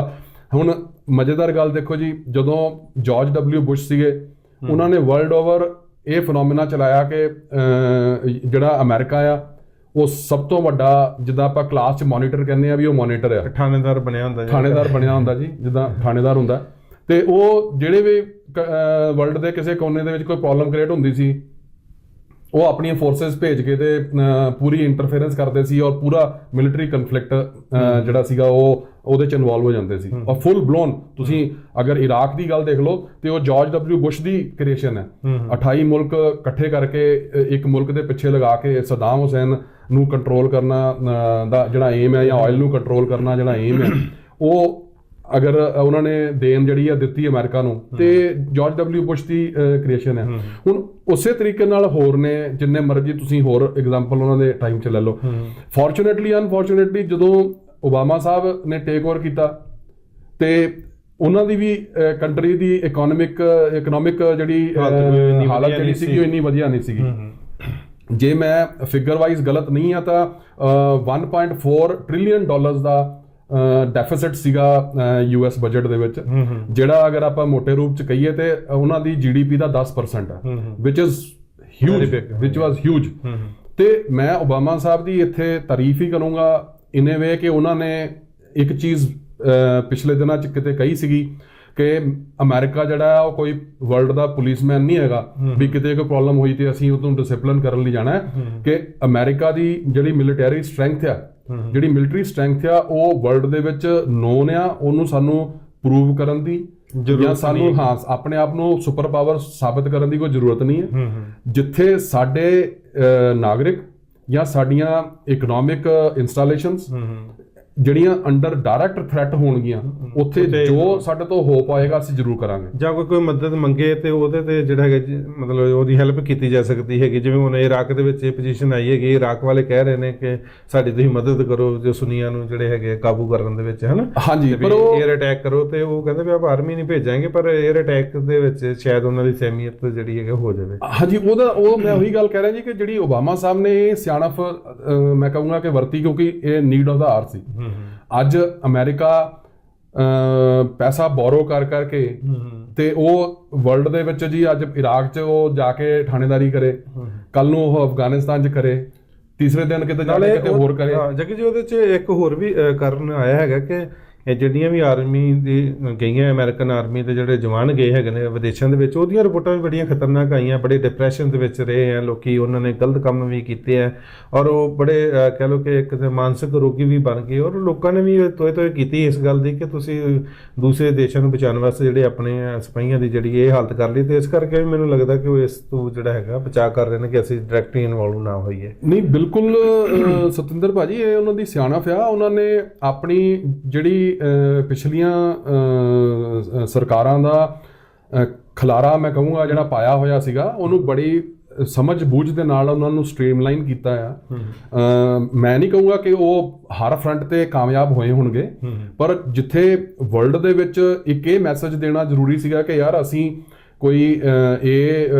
ਐਟੀਟਿਊਡ ਜਾਂ ਐਰੋਗੈਂਟ ਨਹੀਂ ਹੈਗੇ ਕਿ ਜਿੱਥੇ ਵੀ ਕੋਈ ਸਾਡੇ ਸ਼ਾਨ ਦੇ ਖਿਲਾਫ ਕੋਈ ਬੋਲੇਗਾ ਤਾਂ ਅਸੀਂ ਉੱਥੇ ਪਹੁੰਚ ਜਾਾਂਗੇ ਆਪਣੀ ਫੌਜ ਲੈ ਕੇ। ਵੀ ਜਿੱਥੇ ਸਾਨੂੰ ਲੋੜ ਆ, ਸਾਡੇ ਇੰਟਰਸਟ ਨੂੰ ਖਤਰਾ ਆ, ਸਾਡੇ ਸਿਟੀਜ਼ਨਸ ਨੂੰ ਖਤਰਾ ਆ, ਉਹਨਾਂ ਨੂੰ ਗਾਰਡ ਕਰਨ ਵਾਸਤੇ ਜੋ ਸਾਡੇ ਕੋਲ ਹੋ ਪਾਏਗਾ ਉਹ ਅਸੀਂ ਕਰਾਂਗੇ। ਔਰ ਅਸੀਂ ਸਟਰੈਂਥ ਹੈਗੇ ਆ, ਜੇ ਸੁਪਰ ਪਾਵਰ ਹੈਗੇ ਆ ਤਾਂ ਸਾਨੂੰ ਬਾਰ-ਬਾਰ ਜਾ ਕੇ ਦੱਸਣ ਦੀ ਲੋੜ ਨਹੀਂ, ਸਭ ਨੂੰ ਪਤਾ ਹੈ ਕਿ ਅਸੀਂ ਹੈਗੇ ਆ। ਬਿਲਕੁਲ ਸਹੀ। ਹੁਣ ਇਸ ਸਿਚੁਏਸ਼ਨ ਦੇ ਵਿੱਚ ਇਹ ਹੋ ਗਿਆ ਹੈ ਕਿ ਅਮਰੀਕਾ ਦੀ ਜਿਹੜੀ ਪ੍ਰੈਜ਼ੈਂਸ ਆ ਉਹ ਇਰਾਕ 'ਚ ਇਹਨਾਂ ਨੇ ਡਿਲੂਟ ਕਰ ਲਈ, ਆਪਣੀ ਸਿਸਟਮੈਟਿਕ ਜਿਹੜੀ ਵਿਡਰਾਲ ਕੀਤੀ ਦੇ ਵਿੱਚ ਵਿਡਰਾਲ ਇਹਨਾਂ ਨੇ ਇਸੇ ਕਰਕੇ ਜੀ ਉੱਥੇ ਵਿਡਰਾਲ ਕੀਤੀ ਹੈ। ਔਰ ਗਾਂ ਸਟੈਪ ਲਿੱਤੇ ਹੋਏ ਨੇ ਜਿਹੜੇ ਇਨ ਮੋਸ਼ਨ ਨੇ, ਜਿਹੜੇ ਵਿਦ ਪੈਸੇਜ ਆਫ ਟਾਈਮ ਚਾਹੁੰਦੇ ਨੇ ਕਿ ਉੱਥੇ ਜਿਹੜੀ ਲੋਕਲ ਗਵਰਨਮੈਂਟ ਆ ਉਹ ਆਪਣੀ ਟੇਕ ਓਵਰ ਕਰੇ ਤੇ ਸਾਡੀ ਬਾਕੀ ਵੀ ਫੌਜ ਦੀ ਉੱਥੋਂ ਖਲਾਸੀ ਹੋਵੇ ਤੇ ਅਸੀਂ ਆਪਣੇ ਬੰਦੇ ਲੈ ਕੇ ਜਿਹੜੇ ਵਾਪਸ ਆਈਏ। ਤੇ ਉਹ ਇਹ ਜਿਹੜੀ ਹੁਣ ਸਿਚੁਏਸ਼ਨ ਤਾਂ ਓਬਾਮਾ ਸਾਹਿਬ ਨੇ ਬੜੀ ਵਧੀਆ ਕ੍ਰੀਏਟ ਕਰ ਲਈ, ਉਹਨਾਂ ਨੇ ਪੰਗੇ ਨਹੀਂ ਪਾਏ। ਪਰ ਹੁਣ ਜਿਹੜੀ ਇੰਨੀ ਦੇਰ ਦੀ ਸਪਰੈਸਡ ਸਿਚੁਏਸ਼ਨ ਚੱਲ ਰਹੀ ਸੀਗੀ, ਜਿਹੜੇ ਲੋਕ ਸੀਗੇ ਉਹਨਾਂ ਨੂੰ ਅੱਜ ਮੌਕਾ ਮਿਲ ਗਿਆ ਕਿ ਠੀਕ ਹੈ ਜੀ, ਅੱਜ ਅਸੀਂ ਹਥਿਆਰ ਚੱਕ ਸਕਦੇ ਹਾਂ, ਅੱਜ ਅਸੀਂ ਇਕੱਠੇ ਹੋ ਸਕਦੇ ਹਾਂ। ਅੱਜ ਇੱਕ ਜਗ੍ਹਾ ਸੁੰਨੀਆਂ ਦਾ ਗੜ ਬਣ ਗਿਆ, ਦੂਜੇ ਪਾਸੇ ਸ਼ੀਆ ਦਾ ਗੜ ਬਣ ਗਿਆ। ਉਹ ਆਪਣਾ ਉਹਨਾਂ ਨੂੰ ਯੂਜ਼ ਕਰਕੇ ਜਿਹੜਾ ਹੈਗਾ ਸੱਤਾ ਦੇ ਉੱਤੇ ਆਪਣੇ ਆਪਣੇ ਖਿੱਤੇ ਜਿਹੜੇ ਹੈਗੇ ਨੇ ਸਿਕਿਉਰ ਕਰਨ ਦੀ ਗੱਲ। ਜੇ ਪਾਕਿਸਤਾਨ ਦੀ ਆਪਾਂ ਗੱਲ ਕਰੀਏ, ਪਾਕਿਸਤਾਨ ਦੇ ਵਿੱਚ ਜਿਵੇਂ ਕਰਾਚੀ ਦੀ ਤੁਸੀਂ ਗੱਲ ਕੀਤੀ, ਉੱਥੇ ਜਿਹੜਾ ਹੈਗਾ ਵੀ ਹਵਾਈ ਅੱਡੇ ਨੂੰ ਕਬਜ਼ਾ ਕਰਨ ਦੀ ਕਾਫੀ ਲੜਾਈ, ਕਾਫੀ ਸਾਰੇ ਫੌਜੀ ਜਿਹੜੇ ਉੱਥੇ ਮਾਰੇ ਗਏ। ਪਰ ਉਹਦੇ ਜਿਹੜੇ ਹੈਗੇ ਕਿ ਰਿਐਕਸ਼ਨ ਦੇ ਵਿੱਚ ਜਿਹੜੇ ਹੈਗੇ ਉਹਨੇ ਬੜਾ ਇੱਕ ਅਭਿਆਨ ਚਲਾਇਆ ਹੋਇਆ, ਜਿਹੜੇ ਕਬਾਇਲੀ ਏਰੀਆ ਹੈਗੇ ਨੇ ਪਾਕਿਸਤਾਨ ਦੇ, ਉਹਦੇ ਤੇ ਵਜ਼ੀਰਿਸਤਾਨ ਜਿਹੜੀ ਬੈਲਟ ਹੈਗੀ ਹੈ, 24 ਜਿਹੜੇ ਹੈਗੇ ਬੰਦੇ ਉੱਥੇ ਮਾਰੇ ਵੀ ਗਏ ਹੈਗੇ ਨੇ। ਇਸ ਨੂੰ ਤੁਸੀਂ ਕੀ ਲੈਂਦੇ ਵੀ ਇਹ ਆਪਸ 'ਚ ਹੀ ਜਿਹੜੇ ਹੈਗੇ ਨੇ ਪਾਕਿਸਤਾਨ ਦੇ ਲੋਕ ਜਿਹੜੇ ਹਨ ਲੜਾਈ ਜਾਂਦੇ? ਉਹਦੇ ਇਰਾਕ ਦੀ ਤੇ ਹੁਣ ਖਬਰ ਆਈ ਹੈ, ਪਾਕਿਸਤਾਨ ਦੇ ਕੁਝ ਦਿਨ ਪਹਿਲਾਂ ਦੀ ਹੈਗੀ ਹੈ, ਉੱਥੇ ਕਿਸ ਚੀਜ਼ ਤੋਂ ਲੈ ਕੇ ਲੜਾਈ ਸਮਝਦੇ? ਜਿਹੜੇ ਸਤਵਿੰਦਰ ਜੀ ਉਸ ਏਰੀਆ ਦੀ ਵੀ ਸੱਚਾਈ ਇਹ ਹੈਗੀ ਹੈ ਕਿ ਜਿਹੜੇ ਇਹ ਨਾਰਥ ਵੈਸਟ ਫਰੰਟੀਅਰ ਪ੍ਰੋਵਿੰਸ ਹੈਗਾ ਆ, ਇਹ ਹਮੇਸ਼ਾ ਹੀ ਇਸ ਤਰੀਕੇ ਦਾ ਏਰੀਆ ਰਿਹਾ ਆ, ਕਬਾਇਲੀ ਏਰੀਆ ਜ਼ਿਆਦਾ ਹੈਗਾ। ਹਾਂਜੀ, ਤੇ ਮੈਂ ਆਪਣਾ ਜਿੰਨੀ ਵੀ ਇਸ ਏਰੀਆ ਦੇ ਬਾਰੇ 'ਚ ਜਾਣਿਆ ਆ, ਉਹ ਇਹ ਹੈਗਾ ਕਿ ਈਵਨ ਅੰਗਰੇਜ਼ਾਂ ਦੇ ਟਾਈਮ ਦੇ ਵਿੱਚ ਵੀ ਜਿਹੜੇ ਇਹ ਕਬਾਇਲੀ ਏਰੀਆ ਸੀਗੇ, ਇਹਨਾਂ ਦੇ ਜਿਹੜੇ ਹੈੱਡ ਹੁੰਦੇ ਸੀਗੇ, ਉਹਨਾਂ ਨੂੰ ਉਹ ਇੱਕ ਸਾਲ ਦਾ ਫਿਕਸ ਕਰਕੇ, ਜਿੱਦਾਂ ਆਪਾਂ ਕਹਿੰਦੇ ਨੇ ਵੀ ਠੇਕਾ ਦੇ ਦਿੱਤਾ, ਤੇ ਉਹਨਾਂ ਨੂੰ ਕਹਿੰਦੇ ਸੀ ਵੀ ਤੁਸੀਂ ਆਹ ਸਾਡੇ ਕੋਲ ਅਮਾਊਂਟ ਲੈ ਲਓ ਜਾਂ ਆਹ ਬੈਨੀਫਿਟ ਲੈ ਲਓ, ਪਰ ਤੁਸੀਂ ਕੋਈ ਪ੍ਰੋਬਲਮ ਨਹੀਂ ਸਾਡੇ ਵਾਸਤੇ ਕ੍ਰੀਏਟ ਕਰਨੀ ਤੇ ਆਪਣਾ ਲੜਾਈ ਝਗੜਾ ਨਹੀਂ ਕਰਨਾ, ਕੋਈ ਕਿਤੇ ਮਾਰ ਕੁਟਾਈ ਨਹੀਂ ਕਰਨੀ, ਡਾਕੇ ਨਹੀਂ ਮਾਰਨੇ। ਤੇ ਉਹ ਹੁਣ ਉਹ ਏਰੀਆ ਐਸਾ ਹੈਗਾ ਜਿੱਥੇ ਡਾਇਰੈਕਟ ਪਾਕਿਸਤਾਨ ਆਰਮੀ ਜਾਂ 에ਅਰਫੋਰਸ ਦੀ ਕਵਰੇਜ ਹੈ ਨਹੀਂ ਸੀਗੀ। 에ਅਰਫੋਰਸ ਮੈਂ ਇਸ ਕਰਕੇ ਕਹੂੰਗਾ ਕਿ ਉੱਥੇ ਆਲੇ ਦੁਆਲੇ ਜੋ ਏਰੀਆ ਹੈਗੇ ਨੇ ਉਹ ਇੰਨੇ ਕੁ ਟੈਰਰੇਨਸ ਐਸੀ ਹੈਗੀ ਹੈ ਜਿੱਥੇ ਕਿ ਡਾਇਰੈਕਟ ਅਸੈਸ ਕਰਨਾ ਬਹੁਤ ਔਖਾ ਆ, ਉੱਥੇ ਬਹਿ ਕੇ ਗਵਰਨ ਕਰਨਾ ਬਹੁਤ ਔਖਾ ਆ। ਤੇ ਅੱਜ ਦੀ ਡੇਟ 'ਚ ਇਹਨਾਂ ਨੇ ਹੁਣ 에ਅਰ ਸਟ੍ਰਾਈਕਸ ਉੱਥੇ ਕੀਤੀਆਂ ਹੋਈਆਂ ਨੇ, ਤੇ 에ਅਰ ਸਟ੍ਰਾਈਕਸ ਨਾਲ ਰਿਜ਼ਲਟਸ ਇਹਨਾਂ ਨੂੰ ਡੈਫੀਨਿਟਲੀ ਮਿਲ ਰਿਹਾ, ਪਰ ਉਹਦਾ ਵੀ ਇੰਪੈਕਟ ਜਿਹੜਾ ਆ ਉਹ ਆਉਣ ਵਾਲੇ ਟਾਈਮ 'ਚ ਜੋ ਮੈਂ ਫੀਲ ਕਰਦਾ ਇੰਡੀਆ ਤੇ ਪੈਣ ਵਾਲਾ ਹੈ, ਕਿਉਂਕਿ ਇਹ ਹਮੇਸ਼ਾ ਦੇਖਿਆ ਗਿਆ ਕਿ ਜਿਹੜੇ ਇਹ ਮਿਲੀਟੈਂਟ ਆਰਗੇਨਾਈਜੇਸ਼ਨਸ ਨੇ ਜਦੋਂ ਕਿਸੇ ਇੱਕ ਜਗ੍ਹਾ ਤੋਂ ਡਿਸਪਲੇਸ ਹੁੰਦੀਆਂ ਨੇ ਤੇ ਇਹ ਕਿਤੇ ਨਾ ਕਿਤੇ ਜਾ ਕੇ ਸੇਫ ਹੈਵਨ ਲੱਭਦੀਆਂ ਨੇ ਤੇ ਅਟੈਂਸ਼ਨ ਵੀ ਡਾਇਵਰਟ ਹੁੰਦੀ ਹੈ। ਜਿਹੜਾ ਉੱਥੇ ਕਬਾਇਲੀ ਏਰੀਆ, ਕਿਉਂਕਿ ਪਾਕਿਸਤਾਨ ਉਹਦੇ ਅਫਗਾਨਿਸਤਾਨ ਦੇ ਨਾਲ ਲੱਗਦਾ, ਤਾਂ ਇਹ ਵੀ ਮੰਨਿਆ ਜਾਂਦਾ ਕਿ ਅਫਗਾਨਿਸਤਾਨ 'ਚ ਡਿਸਟਰਬੈਂਸ ਹੁੰਦੀ ਹੈ ਤੇ ਤਾਲਿਬਾਨ ਵਾਲੇ ਬਹੁਤ ਸਾਰੇ ਲੋਕ ਜਿਹੜੇ ਹੈਗੇ ਨੇ ਉੱਥੇ ਆ ਜਾਂਦੇ ਨੇ, ਉੱਥੇ ਆਪਣੀ ਕਾਰਵਾਈ ਸ਼ੁਰੂ ਕਰ ਦਿੰਦੇ, ਜੋ ਇੱਧਰ ਹੁੰਦੀ ਹੈ ਤਾਂ ਫਿਰ ਅਫਗਾਨਿਸਤਾਨ 'ਚ ਚਲੇ ਜਾਂਦੇ। ਹਾਂਜੀ, ਤੇ ਇਹ ਹੁਣ ਜਿਹੜੇ ਤਾਲਿਬਾਨਸ ਨੇ ਹੁਣ ਬੇਸਿਕਲੀ ਜੀ ਇਹਨਾਂ ਨੇ ਪਾਕਿਸਤਾਨ ਵਾਸਤੇ ਵੀ ਇੰਟਰਨਲੀ ਪ੍ਰੋਬਲਮ ਕ੍ਰੀਏਟ ਕੀਤੀ ਹੈ। ਉਹ ਸਿਕਿਉਰਿਟੀ ਫੋਰਸਿਸ ਦੇ ਉੱਤੇ ਗਾਏ ਬਗਾਏ ਅਟੈਕਸ ਹੋ ਰਹੇ ਨੇ, ਕਿਤੇ ਕਾਰ ਦਾ ਬਲਾਸਟ ਹੋ ਗਿਆ, ਕਿਤੇ ਐਸ ਹਿਊਮਨ ਬੰਬ ਜਾ ਕੇ ਬੰਦੇ ਮਾਰੇ ਨੇ, ਸਿਕਿਉਰਿਟੀ ਫੋਰਸਿਸ ਦਾ ਬਹੁਤ ਲਾਸ ਹੋਇਆ। ਵੀ ਆਪਣੀ ਉਹ ਜਿਹੜੀ ਹੈਗੀ ਹੈ ਕੁਛ ਨਾ ਕੁਛ ਸ਼ੋਅ ਕਰਦੇ ਰਹਿੰਦੇ ਕਿ ਅਸੀਂ ਆਪਣੀ ਪ੍ਰੈਜ਼ੈਂਸ ਸਾਂਝੀ ਕਰਦੇ ਨੇ, ਜਿਹੜੀ ਹੈਗੀ ਸ਼ੋਅ ਕਰਦੇ ਰਹਿੰਦੇ। ਜੱਗੀ ਜੀ, ਤੇ ਕਾਫੀ ਆਪਾਂ ਇੰਟਰਨੈਸ਼ਨਲ ਜਿਹੜੀਆਂ ਹੈ ਗੱਲਾਂ ਮੁੱਦਿਆਂ ਤੇ ਜਿਹੜੀਆਂ ਹੈ ਕਰ ਰਹੀਆਂ ਦਰਸ਼ਕਾਂ ਨੂੰ, ਤਾਂ ਕਿ ਜਾਣਕਾਰੀ ਹੋ ਜਾਵੇ ਹੋਰ ਵੀ ਕਿ ਕਿਸ ਤਰ੍ਹਾਂ ਦੇ ਜਿਹੜੇ ਕੰਫਲਿਕਟਸ ਜਿਹੜੇ ਆ ਇੰਟਰਨੈਸ਼ਨਲ ਜਿਹੜੇ ਚੱਲ ਰਹੇ। ਪਰ ਆਪਾਂ ਪੰਜਾਬ ਦੀ ਵੀ ਗੱਲ ਜ਼ਰੂਰ ਕਰਨਾ ਚਾਹਾਂਗੇ ਇਸ ਪ੍ਰੋਗਰਾਮ ਦੇ ਵਿੱਚ, ਜਿੱਥੇ ਕਿ ਪ੍ਰਕਾਸ਼ ਸਿੰਘ ਬਾਦਲ ਹੋਰਾਂ ਦੀ ਵੀ ਆਪਾਂ ਥੋੜੀ ਗੱਲ ਕਰਾਂਗੇ, ਪਰ ਸੁਖਬੀਰ ਬਾਦਲ ਦੀ ਮੈਂ ਇੱਥੇ ਇੱਕ ਗੱਲ ਜ਼ਿਕਰ ਕਰਨਾ ਚਾਹਾਂਗਾ ਕਿ ਪਹਿਲਾਂ ਕਾਫੀ ਚਿਰ ਹੋ ਗਿਆ ਸੀ ਕਿ ਉਹ ਕਹਿ ਰਹੇ ਸੀ ਨਹੀਂ ਪੰਜਾਬ ਦੇ ਵਿੱਚ ਕੋਈ ਇੰਨੀ ਵੱਡੀ ਸਮੱਸਿਆ ਨਹੀਂ, ਮੈਂ ਪੱਤਰਕਾਰਾਂ ਨੂੰ ਵੀ ਪ੍ਰੈਸ ਕਾਨਫਰੰਸ ਸਿੱਧੇ ਕਹੀ ਜਾਂਦੇ ਕਿ ਨਹੀਂ, ਜੇ ਪੱਤਰਕਾਰਾਂ ਨੇ ਵਧਾਈ ਹੈਗੀ ਹੈ, ਕੌਣ ਨਸ਼ਾ ਕਰਦਾ ਜੇ ਉਹ, ਇੰਨੀ ਸਮੱਸਿਆ ਹੈ ਨਹੀਂ, ਐਵੇਂ ਜਿਹੜੀ ਹੈਗੀ ਹਵਾ ਦੇ ਕੇ ਇਹਨੂੰ ਵਧਾਈ ਹੋਈ। ਪਰ ਜੇ ਹੁਣ ਆਪਾਂ ਉਹਨਾਂ ਦੀ ਰੀਸੈਂਟ ਜਿਹੜੀ ਉਹਨੇ ਪ੍ਰੈਸ ਕਾਨਫਰੰਸ ਹੋਈ, ਜਿਹੜੀ ਉਹਨਾਂ ਨੇ ਪੱਤਰਕਾਰਾਂ ਨਾਲ ਗੱਲਬਾਤ ਕੀਤੀ, ਤਾਂ ਉਹਨੂੰ ਆਪਾਂ ਅੰਦਾਜ਼ਾ ਲਾਈਏ ਤੇ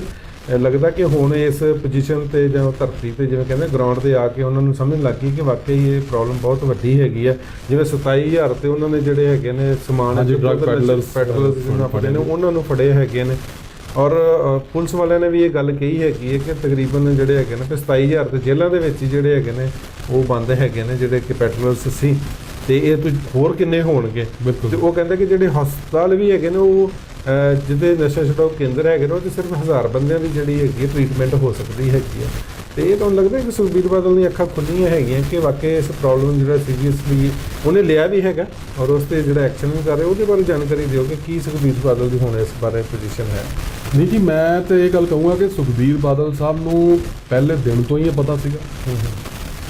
ਵੀ ਸਿਚੁਏਸ਼ਨ ਕਿੱਥੇ ਹੈਗੀ ਖੜੀ, ਕਿਉਂਕਿ ਜੇ ਆਮ ਬੰਦੇ ਨੂੰ ਪਤਾ ਹੁੰਦਾ ਤਾਂ ਸਰਕਾਰ ਨੂੰ ਵੀ ਪਤਾ ਹੀ ਹੁੰਦਾ। ਬਿਲਕੁਲ ਜੀ, ਕੋਈ ਔਰ ਮੈਂ ਕਹਾਂਗਾ ਕਿ ਸੂਬੇ ਦਾ ਅਗਰ ਉਹ ਡਿਪਟੀ ਚੀਫ ਮਿਨਿਸਟਰ ਹੋਵੇ ਤੇ ਉਹਨੂੰ ਇਹ ਨਾ ਪਤਾ ਹੋਵੇ ਕਿ ਸੂਬੇ 'ਚ ਹੋ ਕੀ ਰਿਹਾ, ਤੇ ਮੈਂ ਇਸ ਤੋਂ ਬਿਯੋਂਡ ਨਹੀਂ ਕਹਿਣਾ ਚਾਹੂੰਗਾ ਵੀ ਇਹ ਕੀ ਸ਼ੋਅ ਕਰ ਰਿਹਾ, ਵੀ ਉਹ ਕਿਸ ਲੈਵਲ ਦੇ ਕਿਸ ਕੈਲੀਬਰ ਦੇ ਲੀਡਰ ਹੈਗੇ ਨੇ। ਮੈਂ ਤਾਂ ਇਹ ਕਹੂੰਗਾ ਕਿ ਉਹਨਾਂ ਨੂੰ ਭਲੀ ਭਾਂਤੀ ਪਤਾ ਸੀ ਬਈ ਕੀ ਗਰਾਊਂਡ ਰਿਐਲਿਟੀਜ਼ ਨੇ, ਕੀ ਸੱਚਾਈਆਂ ਨੇ।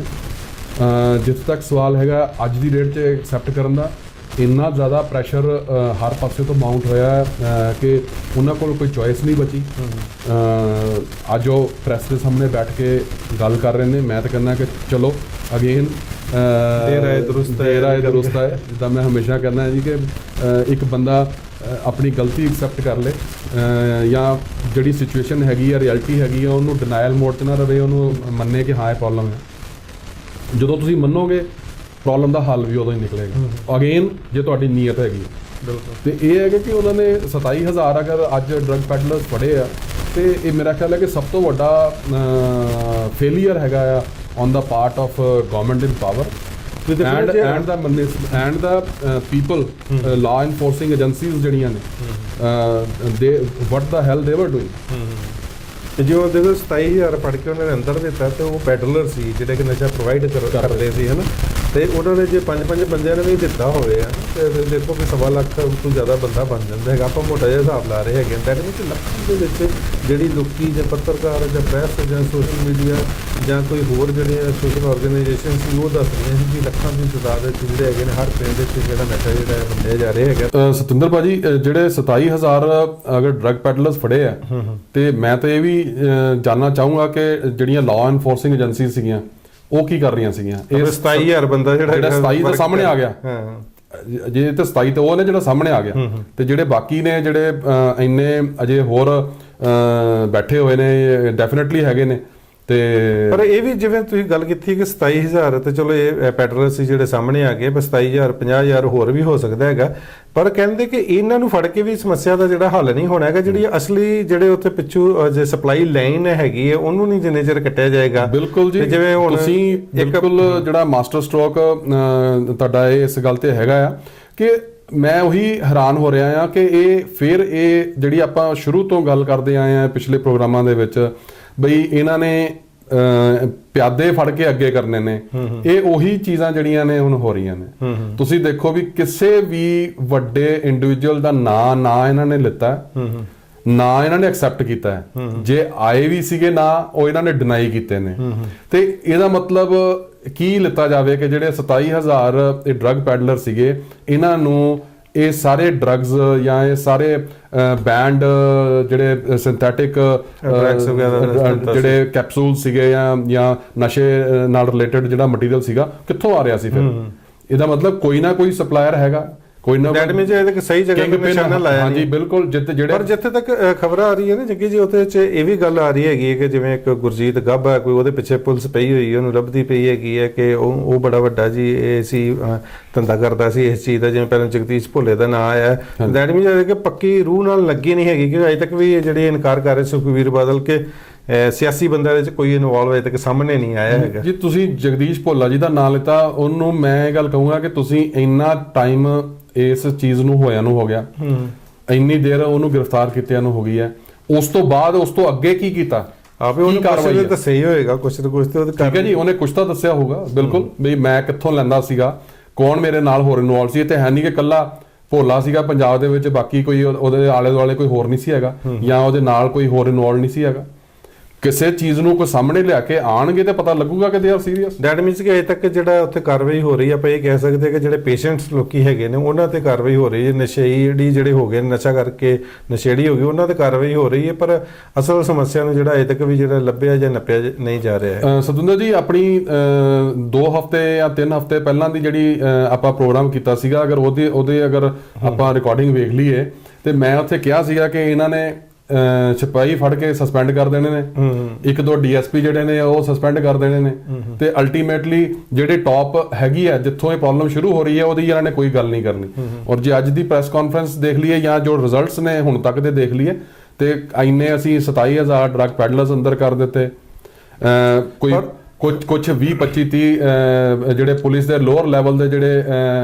EMPLOYEES ਨੇ ਉਹ ਅਸੀਂ ਸਸਪੈਂਡ ਕਰਤੇ ਜਾਂ ਬਰਖਾਸਤ ਕਰਤੇ। ਇੱਕ DSP ਦਾ ਨਾਂ ਆ ਰਿਹਾ ਜੀ, ਅਸੀਂ ਉਹਨੂੰ ਬਰਖਾਸਤ ਕਰਤਾ। ਤੇ ਆਈ ਡੋਂਟ ਥਿੰਕ ਕਿ ਇਹ ਜਿਹੜੀ ਛੋਟੀ ਗਿਣਤੀ ਇਹਨਾਂ ਨੇ ਫੜੀ ਹੈ ਇਹ ਮੇਰਾ ਖਿਆਲ ਹੈ ਵੀ ਅਗਰ ਲੈ ਕੇ ਚੱਲੀਏ ਤੇ ਇੱਕ ਸਮੁੰਦਰ ਦੇ ਵਿੱਚ ਇੱਕ ਛੋਟੇ ਜਿਹੇ ਬੂੰਦ ਦੇ ਲੈਵਲ ਤੇ ਵੀ ਇਹ ਇਸ਼ੂ ਨਹੀਂ ਹੈ। ਪਰ ਦੂਜੇ ਪਾਸੇ ਜੱਗੀ ਜੀ ਇਹ ਵੀ ਗੱਲ ਹੈਗੀ ਹੈ ਕਿ ਜਿਵੇਂ ਹੁਣ ਇੰਨੇ ਬੰਦੇ ਜ਼ਿਆਦਾ ਫੜੇ ਗਏ ਹੈਗੇ, ਇੰਨੇ ਜ਼ਿਆਦਾ ਪੇਸ਼ੈਂਟ ਬਣ ਗਏ, ਉਹਨਾਂ ਕਈਆਂ ਨੂੰ ਹੁਣ ਜਿਵੇਂ ਕੱਲ ਇੱਕ ਖਬਰ ਆਈ ਸੀ ਕਿ ਕਿਸੇ ਬੰਦੇ ਨੂੰ ਨਸ਼ਾ ਨਹੀਂ ਮਿਲਿਆ, ਨਹਿਰ 'ਚ ਛਾਲ ਮਾਰਨ ਗਿਆ ਤੇ ਚਲੋ ਉਹਨੂੰ ਛਾਲ ਮਾਰੇ ਨੂੰ ਫੜ ਕੇ ਬਚਾ ਲਿਆ, ਕਹਿੰਦਾ ਜੀ ਮੈਨੂੰ ਨਸ਼ਾ ਨਹੀਂ ਮਿਲਦਾ ਵੀ ਮੇਰੀ ਜ਼ਿੰਦਗੀ ਦੁੱਭਰ ਹੋ ਗਈ, ਇਸ ਕਰਕੇ ਮੈਂ ਜਿਹੜਾ ਹੈਗਾ ਜ਼ਿੰਦਗੀ ਦੀ ਤੰਗ ਹੋ ਕੇ ਇਸ ਆਤਮ ਹੱਤਿਆ ਕਰਨ ਦੀ ਜਿਹੜੀ ਕੋਸ਼ਿਸ਼ ਕੀਤੀ। ਇਸ ਤਰ੍ਹਾਂ ਦੀਆਂ ਸਮੱਸਿਆਵਾਂ ਵੀ ਆਣੀਆਂ ਕਿਉਂਕਿ ਇਹ ਵੀ ਖਬਰ ਆਈ ਕਿ ਜਿੰਨੇ ਪੰਜਾਬ ਦੇ ਵਿੱਚ ਕਹਿ ਲਓ ਨਸ਼ਾ ਛਡਾਊ ਕੇਂਦਰ ਹੈ, ਉਹਨਾਂ ਦੀ 1000 ਦੀ ਕੈਪੈਸਿਟੀ ਹੈ, ਉਹਨਾਂ ਦੀ ਵੱਧ ਤੋਂ ਵੱਧ 1000 ਬੰਦੇ ਨੂੰ ਕਰ ਸਕਦੇ, ਪਰ 27000 ਦੇ ਪੈਟਰੋਲ ਤੇ ਬੰਦੇ ਕਿੱਥੇ, ਇਹਨਾਂ ਇਲਾਜ ਕਿੱਥੋਂ ਕਰਵਾਉਣਗੇ? ਨਹੀਂ, ਬਹੁਤ ਡਿਫਿਕਲਟ ਸਿਚੁਏਸ਼ਨ ਆਉਣ ਵਾਲੇ ਟਾਈਮ ਦੇ ਵਿੱਚ ਹੋਣ ਵਾਲੀ ਹੈ। ਬਿਲਕੁਲ,